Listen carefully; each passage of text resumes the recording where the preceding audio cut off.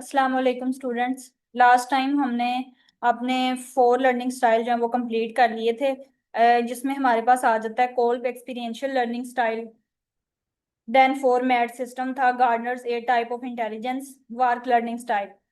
ये हमने last lecture में कवर कर लिए थे। ठीक है, आज हम लोग अपने नेक्स्ट जो है ना 4 लर्निंग स्टाइल के बारे में पढ़ेंगे, जिसमें से 4 लर्निंग स्टाइल हैं यहाँ पे। आपके बुक के अंदर जो है ना वो टोटल 8 दिए हैं, लेकिन एक एक्स्ट्रा जो है ना आपके कंटेंट में है, जिसमें हमारे पास आ जाता है टेलर लर्निंग स्टाइल। ठीक है, टेलर ये आपके कंटेंट आउटलाइन का एक पार्ट है, लेकिन ये आपकी बुक पे नहीं है। ठीक है, ये भी आज हम डिस्कस करेंगे, और इसके साथ जो है ना जो बुक में से हमारे 4 लर्निंग स्टाइल रह गए थे उसमें से हम लोग जो है वो 2 लर्निंग स्टाइल जो है ना वो डिस्कस करेंगे आज।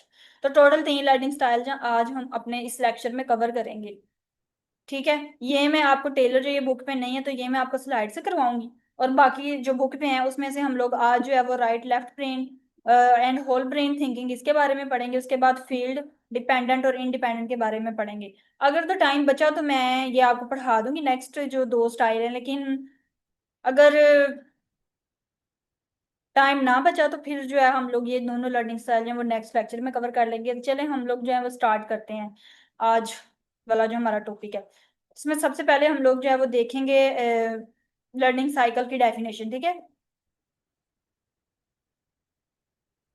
अच्छा लर्निंग स्टाइल्स। अच्छा, मैं आपको एक बात ये भी बता दूं कि ये जो हमारे पास होता है ना लर्निंग साइकिल और लर्निंग स्टाइल, ये एक ही चीज है बेसिकली। हम लोग लर्निंग साइकिल के अंदर लर्निंग स्टाइल्स को ही डिस्कस कर रहे होते हैं। ठीक है, तो आपने इस वर्ड से कंफ्यूज नहीं होना कि लर्निंग साइकिल क्या है और लर्निंग स्टाइल्स क्या है। लर्निंग स्टाइल्स के अंदर हम लर्निंग साइकिल को डिस्कस कर रहे होते हैं कि वो किस तरह से लर्न कर रहा है। अच्छा चलें, आज हम लोग जो है वो लर्निंग स्टाइल्स की डेफिनेशन जो है वो पढ़ते हैं सबसे पहले। अच्छा, इसके इसके बेसिकली 2 डेफिनेशंस हैं, लेकिन हमने इन दोनों में से आपने ना कोई भी एक डेफिनेशन कर लेनी है। एक डेफिनेशन जो है वो दी थी हमारे पास जेम्स एंड गार्डनर ने दी थी 1995 के अंदर, और दूसरी डेफिनेशन जो है ना वो हमारे पास वो कैफी ने दी थी 1979 के अंदर। ठीक है, तो आपने इन दोनों में से ना एक डेफिनेशन याद करनी है। मैं तो आपको सजेस्ट करूंगी कि आप फर्स्ट वाली डेफिनेशन याद करें, जो कि जेम्स एंड गार्डनर ने 1995 के अंदर दी थी। चले हम स्टार्ट करते हैं। Learning style refers to the ways in which and conditions. इसके अंदर 2 चीजें हैं, मतलब वो तरीके और वो कंडीशंस जिसमें लर्नर जो है under which learner most efficiently and most effectively perceive, process, store and recall। PPSR जो है ना ये साइड पे आप लोग लिख लिया करें ताकि आपको याद रहे। और साथ ही आपने जो है ना ये एमसीक्यूज के लिए भी याद रखना है कि ये कब लर्निंग स्टाइल की डेफिनेशन जो है वो किसने दी थी और कब दी थी। तो ये मैंने देखे साइड पे लिखा हुआ है, ये आप लोग भी एमसीक्यूज के लिए ना हाईलाइट कर लिया करें, क्योंकि इसमें से एमसीक्यूज जो है वो आपकी बुक में से आते हैं, तो इसलिए आपने साथ साथ जो है ना वो नोट करते जाना है। Store and recall what they are attempting to learn. ठीक है, मतलब इसमें कौन से वेज हैं और कौन सी कंडीशंस हैं जिसको फॉलो करते हुए एक लर्नर जो होता है वो इफेक्टिवली परसीव करता है इंफॉर्मेशन को, उसको प्रोसेस करता है, स्टोर करता है, रिकॉल करता है, और जिससे वो लर्न करता है। ठीक है, तो ये इसकी आपने डेफिनेशन याद कर लेनी है। ये दी थी जेम्स एंड गार्डनर ने। उसके बाद सेकंड डेफिनेशन जो थी वो कैफी ने 1979 के अंदर दिया था। इसने कहा था कि learning style as a way that learners learn that takes into account the cognitive affective and physiological factors affecting how learners perceive, interact with and respond to learning environment। तो इस दोनों में से जो है ना जो मर्जी डेफिनेशन आप कर सकते हैं। अच्छा, नेक्स्ट जो है ना हम लोग ये देखेंगे कि इसके कौन कौन से डिटर्मिनेंट्स हैं जिससे वो लर्नर जो है वो लर्न करता है, वो देखेंगे हम, वो पढ़ेंगे। उसके बेसिकली जो है ना वो 3 डिटर्मिनेंट्स हैं, 3 लर्निंग स्टाइल्स हैं जो डिटर्मिन करते हैं इसको। लर्निंग स्टाइल्स में आ जाता है ऑब्जर्वेशन है, इंटरव्यूज है और एडमिनिस्ट्रेशन है। आप ऑब्जर्वेशन में क्या होता है कि जो एजुकेटर है ना वो वॉच कर रहा होता है कि किस तरह से लर्नर जो है वो बिहेव कर रहा है किसी भी एक रियल सिचुएशन के अंदर। जैसे फॉर एग्जांपल के वो जो है ना वो नोटिस कर रहा होता है कि जो एग्जाम्पल मैं आपको वैसे इसकी दे रही हूँ, जैसे उन्होंने यहाँ पे भी एक एग्जाम्पल दी हुई है कि when doing a math calculation does the learner write down every step और जस्ट द आंसर। तो ये एक एग्जाम्पल है, ठीक है, जिसमें हमारे पास ऑब्जर्व कर रहा है, यानी कि वो उसको कि किस तरह से क्या वो लर्नर जो है उसने हर एक स्टेप को फॉलो किया है कैलकुलेट करते हुए, और करेक्टली जो है ना उसने मतलब कि क्वेश्चन को सोल्व किया, मैथ के क्वेश्चन को, तो ये ऑब्जर्व कर रहा है। इसी तरह इंटरव्यूज के लिए हम क्या उससे क्वेश्चन पूछ सकते हैं। इंटरव्यूज के लिए जैसे ये देखिए नेक्स्ट है कि इंटरव्यू के अंदर जो एजुकेटर है वो लर्नर से पूछता है preferred ways of learning as well as environment most comfortable for learning. तो ये इसकी मतलब कि ना एग्जांपल है कि इंटरव्यूज के अंदर किस तरीके से वो लर्निंग स्टाइल को डिटरमिन करेगा कि कौन सा उसका लर्निंग स्टाइल था। और एडमिनिस्ट्रेशन भी एक मेथड है जिसके थ्रू हम उसको उसके जो लर्निंग स्टाइल्स हैं ना उसको डिटरमिन कर सकते हैं। इसके अंदर आप लोग जो है वो सिंपल क्वेश्चन पूछ सकते हैं कि does the learner prefer hand on activities और रीडिंग इंस्ट्रक्शंस। ये एडमिनिस्ट्रेशन के अंदर आ जाता है। ठीक है, एडमिनिस्ट्रेशन का मतलब क्या होता है कि आप लोग जो है ना स्टैंडर्डाइज टूल्स वगैरह यूज कर रहे हो या क्वेश्चनेयर्स को यूज कर रहे हो। तो ये टूल्स जो होते हैं ना बेसिकली ये असेस करते हैं प्रेफरेंसेस को।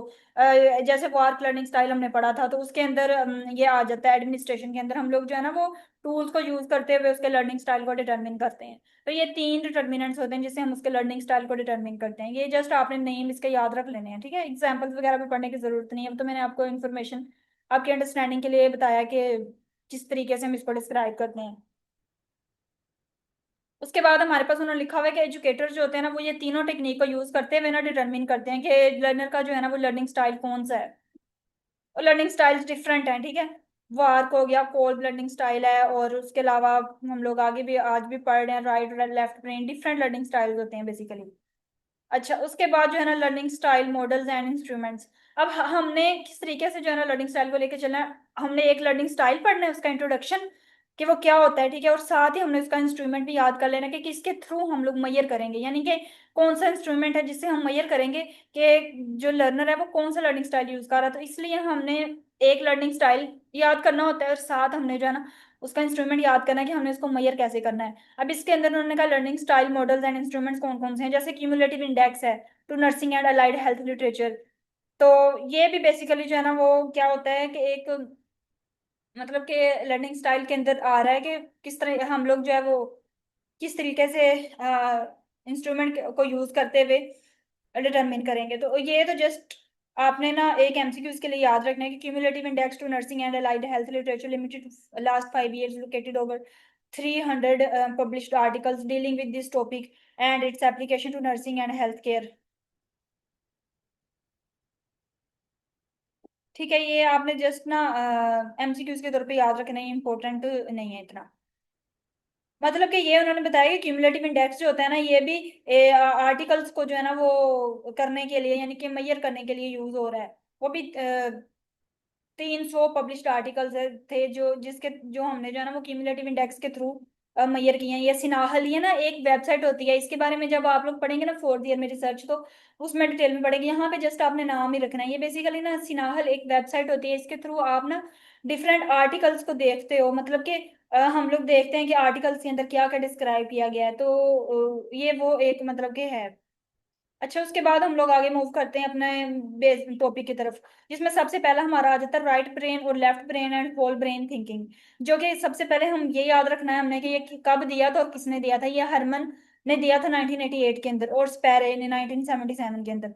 और इसने जो है ना वो क्या किया था राइट लेफ्ट ब्रेन और होल ब्रेन थिंकिंग, यानी कि राइट ब्रेन मतलब कि जो हमारा ब्रेन है ना इसके चारों कंपार्टमेंट्स होते हैं उन सबको ही इसने डिस्क्राइब किया था। उसको दो पार्ट्स में डिवाइड किया था राइट लेफ्ट ब्रेन और होल ब्रेन, और उसके बारे में स्टडी किया था कि किस तरीके से जो है ना वो फंक्शन जो है परफॉर्म करते हैं। यानी कि लेफ्ट हेमिस्फीयर जो होता है वो क्या क्या काम करता है, राइट हेमिस्फीयर है तो वो क्या क्या काम करता है। वो सारे फंक्शंस किसने डिस्क्राइब किए थे, हरमन ने 1988 के अंदर। अच्छा, बस आपने यहाँ सिर्फ इसका नाम याद रखना है, हमने टेबल से याद करना है इसका। ठीक है, कंपैरिजन के थ्रू इनको। अच्छा, वो ये है हमारे पास ना लेफ्ट ब्रेन लेफ्ट हेमिस्फेयर के फंक्शंस, और उसके बाद हमारे पास नीचे आ जाता है राइट हेमिस्फेयर के फंक्शंस। अब वो हम पढ़ेंगे। अच्छा, लेफ्ट हेमिस्फेयर फंक्शंस। अब आपने ना इन दोनों को कंपैरिजन के थ्रू याद रखना है। सबसे पहले इसमें आ रही है थिंकिंग। अब जो लेफ्ट हेमिस्फेयर फंक्शंस है ना ये इसमें थिंकिंग जो होती है ना वो क्रिटिकल होती है, लॉजिकल होती है, कन्वर्जेंट होती है और फोकल होती है। ठीक है, लेकिन अगर हम इसकी बात करें ना राइट हेमिस्फेयर की तो इसमें थिंकिंग जो होती है वो क्रिएटिव होती है, इंट्यूटिव होती है और डाइवर्जेंट होती है। मतलब यहाँ पे कन्वर्जेंट थिंकिंग होती है लेफ्ट ब्रेन में, और राइट ब्रेन के अंदर जो है ना वो डाइवर्जेंट थिंकिंग होती है। ठीक है, इसी तरह यहाँ पे लॉजिकल क्वेश्चनिंग होती है ये, लेकिन यहाँ पे जो है ना इंट्यूटिव ये, और यहाँ पे क्रिटिकल थिंकिंग होती है और यहाँ पे क्रिएटिव। तो थिंकिंग किस तरह से है, थिंकिंग की आपने जो है ना वो कंपैरिजन के थ्रू इनको याद रखना है। उसके बाद आ जाता है हमारे पास एनालिटिकल। जो लेफ्ट ब्रेन हेमिस्फीयर वाले लोग होते हैं ना वो ज्यादातर क्या होते हैं, एनालाइज करते हैं सिचुएशन को। ठीक है, और जबकि ये जो है ना ये सिंथेसाइज करते हैं, जो जो राइट हेमिस्फेयर के साथ लर्नर लर्न्स करते हैं, ठीक है। उसके बाद आगे हमारे पास आ जाता है, ये प्रेफर करते हैं टॉकिंग को और राइटिंग को, लेकिन अगर हम ये इसकी बात करें राइट हेमिस्फेयर की, तो ये प्रेफर करते हैं ड्राइंग एंड मैनिपुलेशन, यानी कि चीजों को ड्रॉ करना और उसको मैनिपुलेट करना, ठीक है। उसके बाद आ जाता है हमारे पास, ये वर्बल इंस्ट्रक्शंस पे रिस्पॉन्ड करते हैं और एक्सप्लेनेशंस पे। लेकिन ये जो है ना हमारे पास राइट हेमिस्फेयर वाले पर्सन, ये रिटर्न इंस्ट्रक्शंस को फॉलो करते हैं, ठीक है। वो वर्बल इंस्ट्रक्शन को करते हैं और ये रिटर्न इंस्ट्रक्शंस और एक्सप्लेनेशंस को रिस्पॉन्ड करते हैं। अच्छा, उसके बाद नेक्स्ट हमारा आ जाता है, अच्छा ये जो है ना प्रॉब्लम्स को सॉल्व करते हैं by breaking them into parts, ठीक है। ये प्रॉब्लम्स को किस तरह से सॉल्व करते हैं, पार्ट्स के अंदर डिवाइड करके। Then approaches the problem sequentially using logic. और ये किस तरह से मतलब प्रॉब्लम्स को रिस्पॉन्ड करते हैं, इन दोनों को ना आपने कंपैरिजन के थ्रू याद रखना है।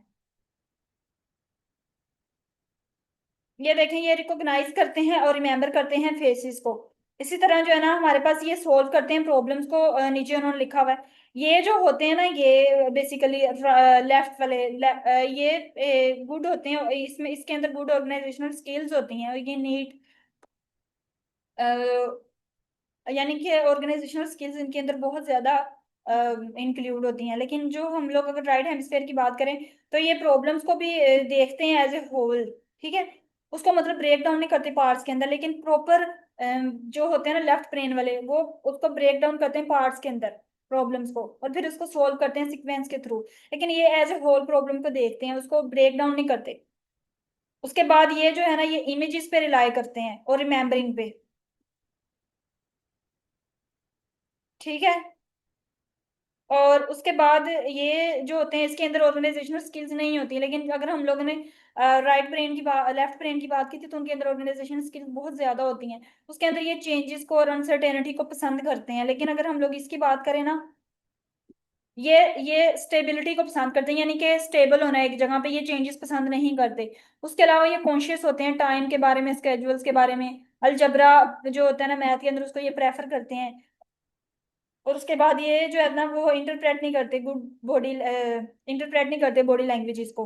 वहां पे ये मतलब कि बॉडी लैंग्वेज को इतना अच्छा ही अंडरस्टैंड नहीं कर पाते। इमोशंस को ये कंट्रोल करते हैं।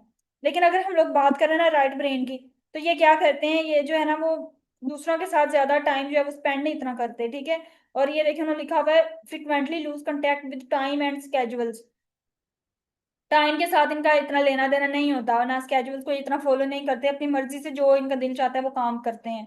उसके अलावा उन्होंने कहा है, ऊपर उन्होंने लिखा हुआ था राइट ब्रेन लेफ्ट ब्रेन के अंदर के वो अलजबरा को पसंद करते हैं, लेकिन ये ज्योमेट्री को प्रेफर करते हैं मैथ के अंदर, ठीक है। और ये इंटरप्रेट करते हैं बॉडी लैंग्वेज को, लेकिन वो नहीं करते थे। तो आपने इनको किस तरह से याद रखना, कंपैरिजन के थ्रू। अच्छा, वो इमोशंस पे फोकस करते थे, लेकिन ये जो है लेफ्ट ब्रेन वाले, राइट ब्रेन वाले, सॉरी, राइट ब्रेन हेमिस्फेयर वाले, ये गुड होते हैं विद इमोशंस, ठीक है। तो इन दोनों को आपने किस तरीके से याद रखना है, जैसे मैंने आपको बताया कंपैरिजन के थ्रू, तो आपको ये भूलेंगे नहीं। थिंकिंग के बारे में हमने बताया, उसके बाद ये एनालाइज करते हैं, वो सिंथेसाइज करते थे, ठीक है। उसके बाद मैंने बताया कि ये टॉकिंग एंड राइटिंग को प्रेफर करते हैं, ठीक है। और उसके बाद मैंने आपको इसका बताया कि वो ड्रॉ और मैनिपुलेशन जो होते हैं ना ऑब्जेक्ट्स की, वो उस पर फोकस करते हैं। तो जस्ट आपने जो है ना ये कंपैरिजन एक सीक्वेंस के थ्रू इनका याद रखना है, इसे आपको भूलेगा नहीं, ठीक है। आपने जस्ट ऊपर इसका नाम याद रख लेना है कि ये किसने दिया था, हरमन ने दिया था, कब दिया था वो सन। उसके बाद जो है वो लेफ्ट और राइट ब्रेन जो हेमिस्फेयर्स हैं उसके बारे में बता देना है। अब हमने पढ़ लिया है लेफ्ट ब्रेन के बारे में, पढ़ लिया राइट हेमिस्फेयर ब्रेन के बारे में भी पढ़ लिया, उसके फंक्शन हमने पढ़ लिए। अब हम नेक्स्ट हमारा टॉपिक है होल ब्रेन थिंकिंग के बारे में, ठीक है। इसमें हम लोग मतलब कि चारों के चारों कंपार्टमेंट्स को यूज करते हुए ना स्टडी करेंगे। अच्छा, तो सबसे पहले हम देखते हैं कि जो फर्स्ट ब्रेन प्रेफरेंस इंडिकेटर था ना, इसके अंदर जो है ना वो क्वेश्चंस दिए गए थे, जिससे हमने हेमिस्फेयर की फंक्शनिंग को असेस किया था। मैंने आपको बताया था कि साथ ही हमने इंस्ट्रूमेंट भी याद रखना है, कि हमने राइट और लेफ्ट ब्रेन को किस तरीके से मतलब मेजर करना है। तो उसके लिए ना हमारे पास एक वो इंस्ट्रूमेंट आता है बीपीआई का मतलब होता है ब्रेन प्रेफरेंस इंडिकेटर। तो इसमें जो है ना वो क्या होता है कि क्वेश्चंस होते हैं, जिसे हम असेस करते हैं उसके लेफ्ट हेमिस्फेयर के फंक्शन को और राइट हेमिस्फेयर के फंक्शन को, ठीक है। ये जस्ट आपने नेम याद रखना है। उसके बाद अदर इंस्ट्रूमेंट जो था ना, अब हमारे अब अगर पहले हमने राइट और लेफ्ट के बारे में पढ़ लिया, अब हमने होल के बारे में पढ़ना है। होल ब्रेन को मेजर करने के लिए कौन सा इंस्ट्रूमेंट था, वो हमारे पास आ जाता है ब्रेन डोमिनेंस इंस्ट्रूमेंट, ये जो है ना वो वाइड कमर्शियली यूज्ड होता है, ये हरमन ब्रेन डोमिनेंस इंस्ट्रूमेंट इसको कहते हैं। ठीक है, इसके अंदर जो है ना वो हमें सारा बताता है कि ग्रोथ और डेवलपमेंट के बारे में बताता है, लर्निंग स्टाइल्स के बारे में बताता है। इसकी थ्योरीज जो थी ना, बेसिकली मॉडल की इस मॉडल की जो थ्योरीज थी उसके अंदर सारा कुछ उन्होंने बताया कि लर्निंग स्टाइल किस तरीके से ग्रो करता है, और किस तरीके से जो है ना ये डेवलप किया जाता है, और किस तरीके से हम लोग जो है ना लर्नर के पैटर्न को जो है वो देखेंगे कि वो किस पैटर्न से लर्न कर रहा है। तो ये जो होते हैं ना हमारे पास हरमन ब्रेन डोमिनेंस इंस्ट्रूमेंट, ठीक है, ये जो है ना वो हमारे पास जो होल ब्रेन है ना उसको असेस करने के लिए हम ये यूज करते हैं इंस्ट्रूमेंट। ठीक है, और जबकि जो हमारे पास राइट और लेफ्ट ब्रेन था उसके लिए उसको असेस करने के लिए जो है ना हम लोग ब्रेन प्रेफरेंस इंडिकेटर यूज करते थे। ठीक हो गया, बस इन दोनों का ये डिफरेंस है। उसके बाद अब हम पढ़ते हैं होल ब्रेन के अंदर हम लोग जो है ना वो बेसिकली 4 क्वाड्रेंट के बारे में स्टडी करते हैं। ठीक है, होल ब्रेन में हमारे पास क्वाड्रेंट ए आ जाता है जिसमें हमने लेफ्ट ब्रेन और सेरिब्रल ये पार्ट होता है, लेफ्ट ब्रेन सेरिब्रल। अब जब आपने पीछे वाला याद किया होगा ना लेफ्ट ब्रेन के अंदर हमने क्या क्या पढ़ा था, तो आपको इसके फंक्शंस फौरन से याद हो जाएंगे। इसके ना 4 क्वाड्रेंट थे basically, quadrant A B C और डी। जो क्वाड्रेंट ए था उसमें हमने लेफ्ट ब्रेन सेरिब्रल में वो इन्वॉल्व था, उसमें सेरिब्रल पार्ट इन्वॉल्व होता है तो वो लेफ्ट ब्रेन के अंदर आ जाता है। पार्ट जो क्वाड्रेंट बी था इसमें लेफ्ट ब्रेन इन्वॉल्व होता है हमारा, और ये लिम्बिक के अंदर आ जाता है। उसके बाद क्वाड्रेंट सी जो होता है इसके अंदर हमारा राइट ब्रेन इन्वॉल्व होता है, और ये जो है ना वो लिम्बिक आ जाएगा लिम्बिक के अंदर। ठीक है, इस तरह हमारा जो क्वाड्रेंट डी जो है इसके अंदर हमारा राइट ब्रेन इन्वॉल्व होता है, और ये सेरिब्रल है।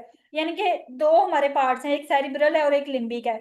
इसमें हमने राइट और लेफ्ट दोनों के लिहाज से ना उसको बता देना है। यानी कि राइट राइट ब्रेन लिम्बिक भी है, और इसी तरह जो है ना राइट ब्रेन सेरिब्रल भी है। इस तरह अगर हम लेफ्ट की बात करें तो लेफ्ट ब्रेन सेरिब्रल भी है और लेफ्ट ब्रेन लिम्बिक भी है। अगर हम बात करें लेफ्ट ब्रेन सेरिब्रल की, तो लेफ्ट ब्रेन वाले मैंने आपको बताया था कि किस तरीके से वो उसके अंदर जो है ना वो किस तरीके से वो लर्न करते हैं, लॉजिकली एनालिटिकली क्वांटिटेटिवली और फैक्चुअल और क्रिटिकल। ठीक है, इस तरीके से जो है ना वो लर्न कर रहे होते हैं। इसके बारे यानी कि जो थिंकर्स होते हैं ना बेसिकली इसके बारे में आपको समझा दूंगी। जो थिंकर्स होते हैं वो नंबर्स को लाइक करेंगे, फैक्ट्स को, प्रॉब्लम सॉल्विंग को यूज करेंगे, लॉजिक्स को यूज करते हुए। ठीक है, तो ये logical analytical quantitative factual critical thinkers होते हैं जो लेफ्ट ब्रेन सेरिब्रल ट्रेट्स होती हैं इसके अंदर। ठीक है, उसके बाद हमारे पास आ जाता है क्वाड्रेंट बी जो कि लेफ्ट ब्रेन लिम्बिक है। लेफ्ट ब्रेन लिम्बिक का मतलब क्या है कि सीक्वेंस के थ्रू ये लर्न करते हैं। मैंने कहा था कि जो लेफ्ट ब्रेन वाले होते हैं ना वो सीक्वेंस के थ्रू लर्न करते हैं। जो राइट ब्रेन वाले थे ना, राइट ब्रेन के बारे में हम बात नहीं अभी कर रहे, अभी हम लेफ्ट ब्रेन पे हैं। तो आपने लेफ्ट ब्रेन वाला पिछला सारा याद किया होगा तो आपको ये याद रहेगा कि किस तरीके से ये लर्न करते हैं। लेफ्ट ब्रेन वाले सीक्वेंस के थ्रू मैंने आपको बताया था लर्न करते हैं, ऑर्गेनाइज्ड पैटर्न्स के थ्रू करते हैं। ठीक है, प्लान्ड डिटेल्ड स्ट्रक्चर्ड जो है ना वो काम करते हैं। यानी कि ये ऑर्डर्स को जो है ना वो फॉलो करेंगे, रूटीन्स को, टाइमलाइंस को। ठीक हो गया, जो हमारे पास क्वाड्रेंट बी के अंदर लर्नर्स आ जाते हैं। उस तरह हमारे पास क्वाड्रेंट सी आ जाता है जिसमें राइट ब्रेन लिम्बिक आ जाता है। अगर हम राइट ब्रेन लिम्बिक की बात करें तो ये जो होते हैं ना बेसिकली इसके अंदर इमोशनल, इंटरपर्सनल, सेंसरी, काइनेस्थेटिक और सिंबॉलिक, इसके थ्रू ये लर्न करते हैं।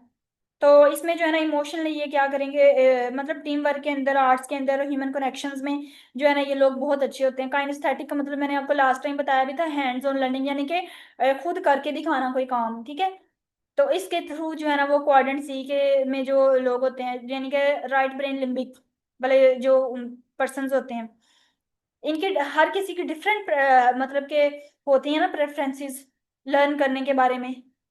और मतलब कि कुछ लोगों के अंदर जो है ना वो ज्यादातर क्वाड्रेंट ए जो है वो ज्यादातर लोग यूज कर रहे होते हैं, बी कुछ, सी कुछ, डी।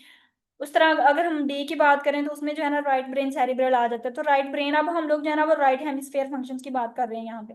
तो मैंने बताया था कि ये विजुअली, होलिस्टिकली और इनोवेटिवली जो है ना वो आइडियाज जनरेट करते हैं और लर्न करते हैं। अगर आपने ये पिछला याद किया हुआ होगा ना तो आपको इजीली ये चीजें जो है ना वो समझने में आसानी हो जाएगी। यानी कि जो क्वाड्रेंट डी वाले होते हैं ना ये क्या करते हैं, ये बिग पिक्चर थिंकर्स होते हैं। ठीक है, इमेजिनेटिव होते हैं और फ्यूचर ओरिएंटेड होते हैं। फॉर एग्जांपल जैसे हमारे पास डिजाइनर्स हैं, वो मतलब कि इस तरीके से काम कर रहे होते हैं। ठीक है, अगर हम लोग क्वाड्रेंट सी की बात करें तो इसके अंदर टीचर्स हमारे आ जाते हैं। ठीक है, जो इमोशनली इंटरपर्सनली, इंटरपर्सनल का मतलब ये होता है कि एक या दो लोग जो हैं, दो से ज्यादा लोग जो होते हैं वो आ जाते हैं इंटरपर्सनल के अंदर।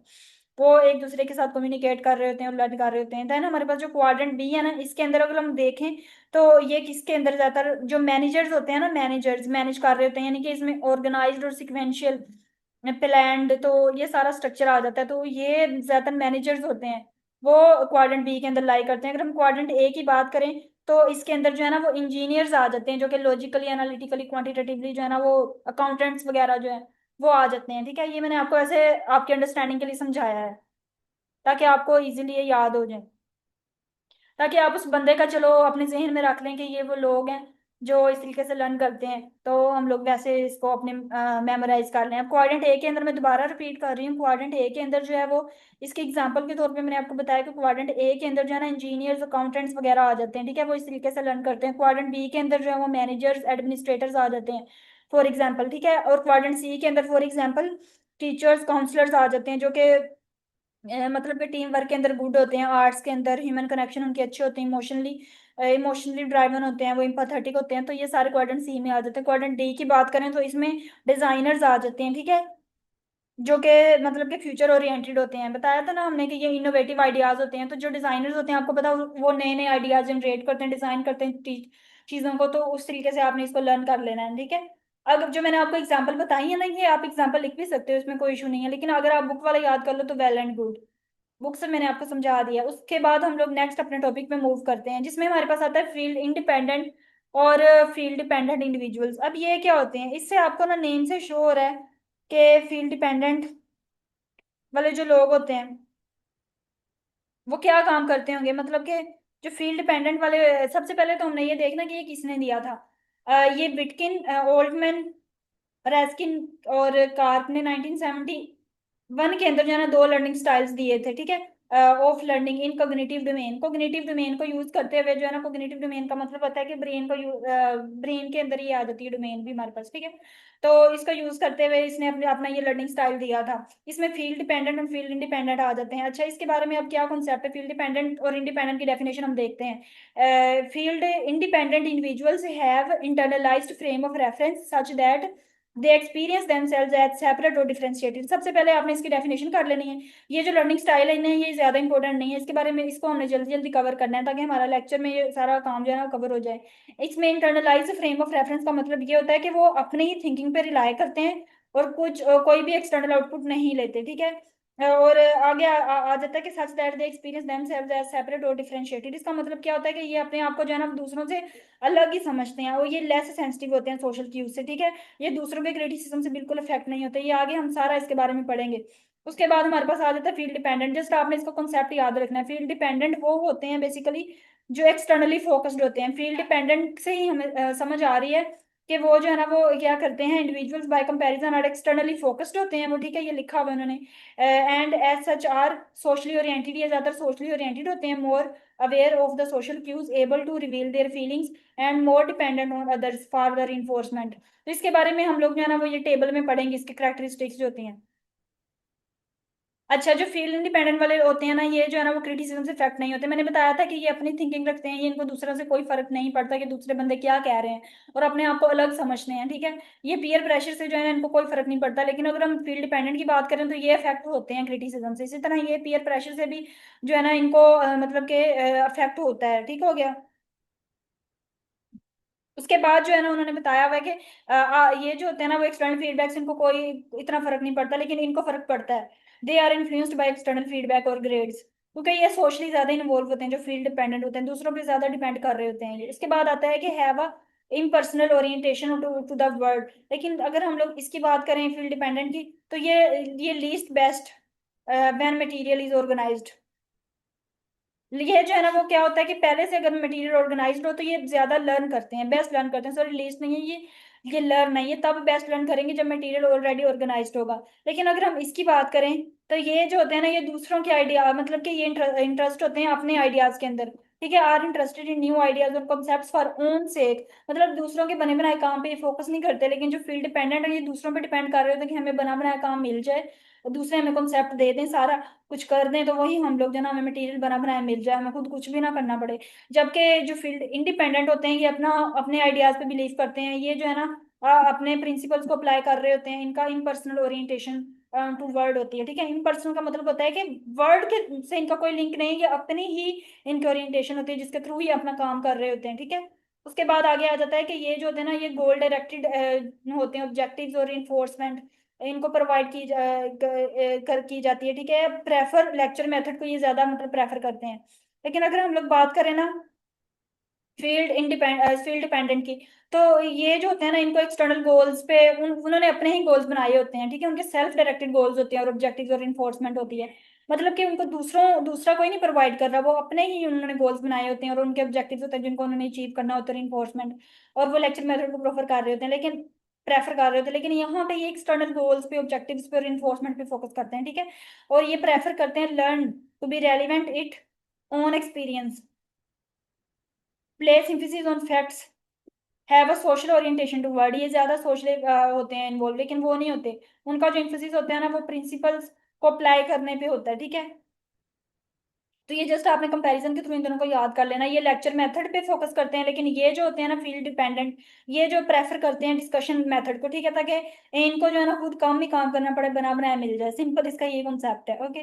तो आई थिंक आपको समझ आ गई होगी। उसके बाद हम बस जस्ट आपने जो है ना इसकी डेफिनेशन कर लेनी है, कब दिया था वो याद रखना है। उसके बाद इसकी करेक्टरिस्टिक्स कर लेनी है फील्ड डिपेंडेंट इंडिपेंडेंट की, ठीक है, हो गया। उसके बाद हमारा नेक्स्ट आ जाता है इंस्ट्रूमेंट कौन सा होता है बेसिकली जिससे हम इसको मेजर करते हैं। उसके लिए जो है ना ग्रुप एम्बेडेड फिगर्स होते हैं, फिगर्स टेस्ट, ये एक इंस्ट्रूमेंट का नेम है।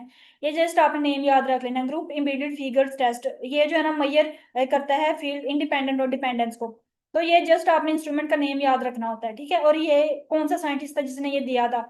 विटकिन, ओल्टमन, कैस्किन एंड कार्प। ये 1971 के अंदर जो है ना इसने ये इंस्ट्रूमेंट दिया था, ये फील्ड डिपेंडेंट और इंडिपेंडेंट को मेजर करने के लिए। ये इंस्ट्रूमेंट बेसिकली जो है ना इसके अकॉर्डिंग मेजर करेंगे कि कौन सा लर्नर जो है वो इस तरीके से लर्न कर रहा है।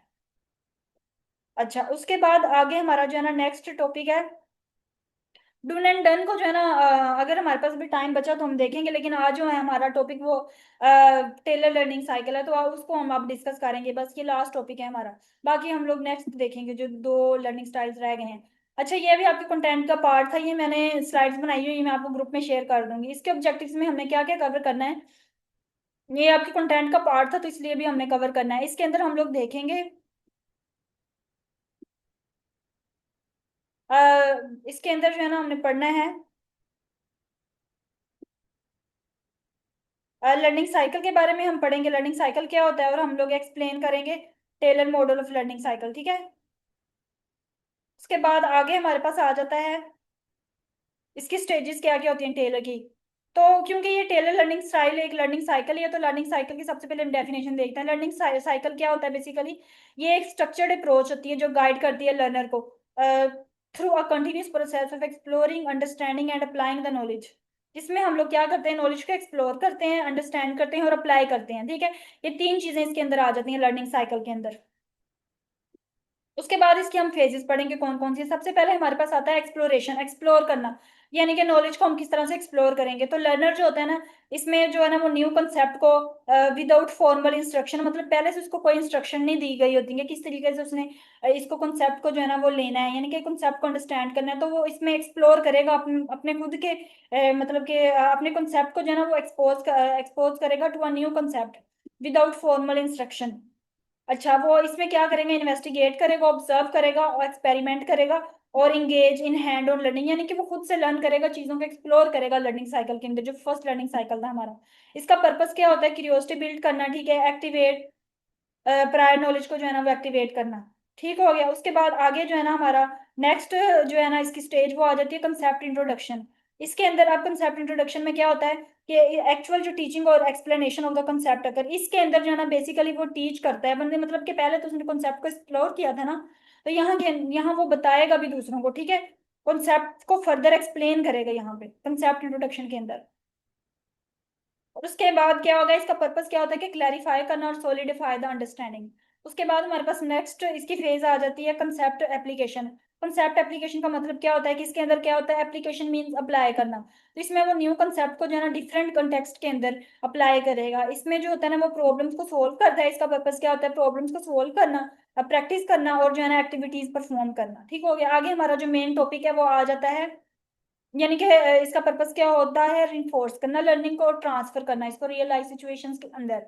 ठीक है, तो ये तीन इसकी फेजेस थी जो हमने पढ़ ली। नेक्स्ट जो है ना हमारा टॉपिक वो है टेलर लर्निंग साइकिल, जिस पे आज हमने फोकस करना है। अच्छा, टेलर लर्निंग साइकिल सबसे पहले किसने दिया था? 1987 के अंदर जो है ना मैरीलाइन टेलर ने दिया था। इसकी डेफिनेशन हम देखते हैं कि इसमें जो है ना ये एक्सप्लेन करता है how learners move through a natural process of adaptation and growth, specially in challenging और न्यू लर्निंग सिचुएशंस।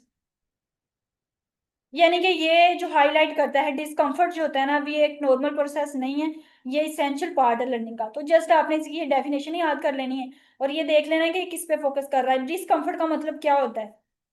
कि डिस्कम्फर्ट यानी कि जब भी हम कोई चीज लर्न करते हैं तो हम लोग डिस्कम्फर्ट की सिचुएशन में होते हैं ना, हमें डिफिकल्टीज पेश आ रही होती है कि किस तरीके से हमने लर्न करना है, हमें हर्डल्स को फेस करना पड़ता है। तो ये डिस्कम्फर्ट जो है ना ये नॉर्मल है और ये इससे हम लर्न करते हैं, यानी कि चीजों को एक्सप्लोर करेंगे। अच्छा, तो अब हम देखते हैं इसके कौन कौन से इसकी मतलब स्टेजेस हैं। इसकी स्टेजेस की मैंने डायग्राम भी यहाँ पे डाली हुई है। सबसे पहले आ जाता है डिसोरिएंटेशन की फेज होती है हमारे पास, ठीक है। उसके बाद जो है ना हमारे पास नेक्स्ट आ जाती है एक्सप्लोरेशन, फिर रीओरिएंटेशन और उसके बाद आ जाती है इक्विलिब्रियम की स्टेज। तो ये जो है ना ये मॉडल है लर्निंग साइकिल का, यानी कि ये टेलर लर्निंग मॉडल है। इसमें हमने चार स्टेज को डिस्कस करना है। सबसे पहले डिसोरिएंटेशन, एक्सप्लोरेशन, फिर रीओरिएंटेशन और देन लास्ट पे जो है ना इक्विलिब्रियम। तो सबसे पहले हम लोग स्टार्ट करते हैं डिसोरिएंटेशन से। डिसोरिएंटेशन जो होती है ना ये इनिशियल स्टेज होती है जब लर्नर जो होता है ना वो कंफ्यूज होता है और अनसर्टन होता है, मतलब उसको पता नहीं चल रहा होता कि किस तरीके से मैंने लर्न करना है, किस तरीके से चीजों का मैंने एक्सप्लोर करना है।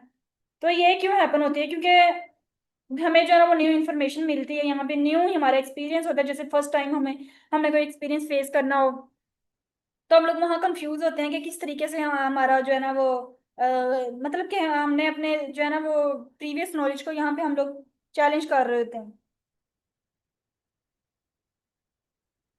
यानी कि डिसोरिएंटेशन में लर्नर जो होता है वो कंफ्यूज होता है और लॉस्ट होता है और वो ब्लैंड होता है, ठीक है। इसके अंदर क्या होता है, ये वो स्टेज होती है जब जहाँ पे ओल्ड नॉलेज या फिर वेज ऑफ थिंकिंग जो होते हैं ना वो वर्क नहीं कर रहे थे, यानी कि उसने जो पहले नॉलेज लिया हुआ था ना यहाँ पे वो वर्क नहीं करता, तो वो कंफ्यूज होता है कि मैं किस तरीके से जो है ना अपना नॉलेज यहाँ पे गेन करूंगा, ठीक है। इसलिए इमोशनल डिस्कम्फर्ट ना यहाँ पे कॉमन होती है, ठीक हो गया। और इसका पर्पस क्या होता है कि इससे क्या होता है कि वो क्यूरियोसिटी को ट्रिगर करता है, ठीक हो गया। उसके बाद क्या होता है और अब वो क्या करता है, वो अंडरस्टैंड करता है, रिजोल्व करता है अपने डिस्कम्फर्ट को, ठीक है। उसके बाद आगे जो है ना हमारी डिसोरिएंटेशन में क्या होता है कि ये मैंने एक पिक्चर भी डाली हुई है, इसमें जो है ना वो अनफेमिलियर एक्सपीरियंस और आइडिया जो होता है ना वो मतलब उसको उससे वो फेस कर रहा होता है। उससे क्या होता है कि डिसोरिएंटेशन और कंफ्यूजन की वजह से क्या होता है उसका कॉन्फिडेंस लॉस हो जाता है, एंजाइटी विथड्रॉल की सिचुएशन उसको फेस करनी पड़ती है यहाँ पे। अच्छा, उसके बाद क्या होता है कि थर्ड नंबर पे क्या होता है, वो अब कोशिश करेगा उसको सोल्व करने की, ठीक है, ताकि वो एक जो है ना इमीडिएट सोल्यूशन जो है वो जनरेट कर सके। तो ये एक डायग्रामेटिकली मैंने आपको इसका जो है ना कंसेप्ट भी दे दिया। उसके बाद हमारे पास आता है एक्सप्लोरेशन, एक्सप्लोर करना। यानी कि इसमें लर्नर जो है ना वो अपना जो ऊपर उसने क्वेश्चंस राइज किए होते हैं तो यहाँ पे वो आंसर करेगा उनको, ठीक है। और वो क्या करेगा, उसको उसका न्यू एक्सपीरियंस जो होता है ना उसको वो एक सेंस ऑफ अकम्पलिशमेंट जो है वो यहाँ पे स्टैब्लिश करता है वो। इसमें क्या क्या वो करेगा, वो क्वेश्चन पूछेगा इसमें, ठीक है।